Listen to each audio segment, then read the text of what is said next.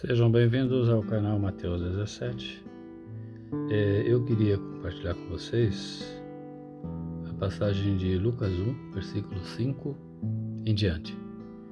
Diz assim: Existiu no tempo de Herodes, rei da Judéia, um sacerdote chamado Zacarias, da ordem de Abias, e cuja mulher era das filhas de Arão, e o seu nome era Isabel. Verso 6. E eram ambos justos perante Deus, andando sem repreensão em todos os mandamentos e preceitos do Senhor. Ser justificado por Deus significa que eles guardavam ali, as palavras do Senhor, os mandamentos, independentemente da situação que eles viviam, porque eles queriam ser pais e eles não eram pais. Isabel era estéril, não podia ter filho, mas essa situação não os afastou da presença de Deus. Ao contrário, eles se aproximaram mais de Deus e ali eles já estão na velhice, quer dizer que eles guardaram os mandamentos do Senhor durante toda a vida, em detrimento ali de ter filho ou não. Quando nós olhamos para a nossa situação e tiramos os olhos dos ensinamentos do Senhor, nós estamos negando o Senhor. Nós estamos negando a fé, nós estamos negando ali o poder de Deus de cumprir em nossas vidas as suas promessas. Então, quando o problema nosso seja um problema conjugal, um esfriamento conjugal, uma infidelidade conjugal, uma crise conjugal, e essa crise ela se torna maior do que a nossa fé, nós estaremos ali negando os preceitos de Deus nas nossas vidas. Estaremos olhando para o problema, tirando os olhos do Senhor, e o problema começa a crescer e a nossa fé e temor em Deus começa a diminuir. Nos dias de hoje, existem aí ensinamentos que vão ali na contramão dos ensinamentos de Deus com relação à união conjugal, com relação ao casamento, com relação à família. O mundo diz que o casamento é uma massa falida e que a qualquer momento ele pode vir ali a sucumbir e as pessoas podem ali recomeçar a sua vida novamente, independentemente de qual seja o problema. Na verdade, é os homens que se justificam e não Deus que os justifica com essas atitudes. E existem relatos na Bíblia, anteriores ao de Zacarias, de homens que receberam a promessa de Deus sobre a sua descendência, mas que não souberam esperar e acabaram ali tomando suas concubinas e outras esposas para gerarem descendência, contrariando assim os ensinamentos da palavra de Deus. Continuando aqui no versículo 7, diz assim: E não tinham filhos, porque Isabel era estéril e ambos eram avançados em idade. A mulher que era estéril nesse período era ela chamada de árvore seca, uma árvore que não produzia frutos. E no caso ali dos ensinamentos e da lei mosaica, Zacarias poderia sim, contrariando ali a vontade de Deus, arrumar uma concubina ou arrumar uma outra esposa para gerar descendentes para ele. Versículo 8. E aconteceu que, exercendo ele o sacerdócio diante de Deus, na ordem da sua turma, segundo o costume sacerdotal, coube-lhe em sorte entrar no templo do Senhor para oferecer o incenso. E toda a multidão do povo estava fora orando à hora do incenso. Esse sacerdócio que o Zacarias exercia ali diante de Deus, ele foi estendido a todos nós através do sacrifício vicário feito pelo Senhor Jesus na cruz do Calvário pelos nossos pecados. A partir daí, Deus ele nos investe ali de poder e autoridade para exercermos o sacerdócio sobre o mundo espiritual em todas as áreas das nossas vidas. As pessoas elas podem até se perguntar, né? Mas aonde está escrito, né, que Deus nos investe ali de autoridade? Então, em Lucas 10, 19, Jesus diz assim: Eis que vos dou poder para pisar serpentes e escorpiões e toda a força do inimigo, e nada vos fará dano algum. E em Mateus 28, versículo 18, Jesus diz assim: É-me dado todo o poder no céu e na terra. Portanto, ide, ensinai todas as nações, batizando-as em nome do Pai, do Filho e do Espírito Santo. Então aí essas passagens elas nos mostram que Jesus nos investiu de autoridade e por isso ele transferiu para nós também o sacerdócio, que é o poder e a autoridade de Deus no mundo espiritual. No livro de Mateus 18, versículo 20, a palavra diz, né, que onde houver 2 ou 3 reunidos em nome do Senhor Jesus, ali haverá manifestação do poder de Deus. E toda a multidão do povo que estava lá fora orando, né, pelo profeta Zacarias, estava ali unida com ele em fé, querendo ali que Deus enviasse uma mensagem através dele para o povo de Israel e querendo também que ele tivesse ali uma experiência sobrenatural com Deus, que Deus falasse com ele. E foi o que aconteceu. Versos 11: E um anjo do Senhor lhe apareceu posto em pé à direita do altar do incenso. E Zacarias, vendo-o, turbou-se e caiu temor sobre ele. No livro de Atos, capítulo 12, versículos 5 ao 12, o apóstolo Pedro teve uma experiência também semelhante à de Zacarias, quando o anjo do Senhor foi-lhe enviado para o livrar da prisão, né, para quebrar as cadeias, para quebrar as correntes, os grilhões ali que o prendiam e para levar o liberto.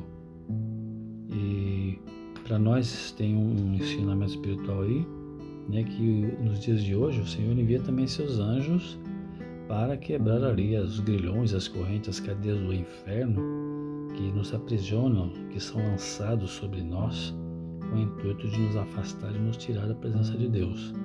Então, é Deus quem peleja as nossas batalhas. Versos 13. Mas o anjo lhe disse: Zacarias, não temas. Então, Deus está falando para nós que nós devemos temer somente a Ele.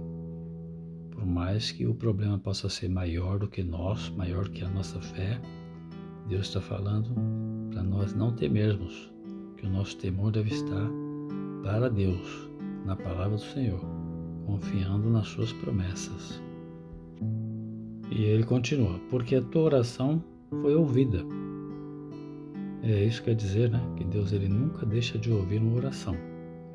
E ele vai responder essa oração, sim, mas ele vai responder no tempo dele, né, do jeito dele, a hora que ele vê que nós realmente estamos prontos para receber ali as respostas às nossas orações, para que nós possamos ali confiar cada vez mais nele e guardar e crer que ele vai cumprir nas nossas vidas as suas promessas.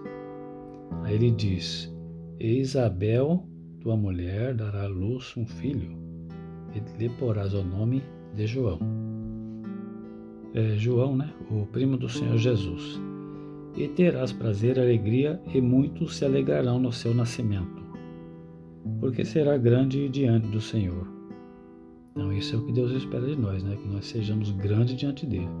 E não beberá vinho, nem bebida forte, e será cheio do Espírito Santo.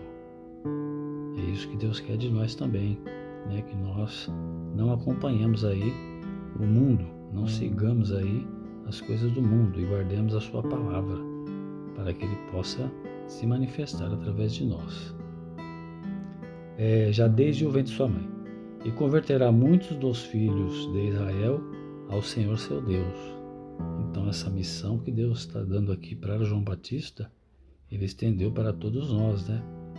Para que nós sejamos ali mensageiros das boas novas, levando a palavra dele para todos os lugares.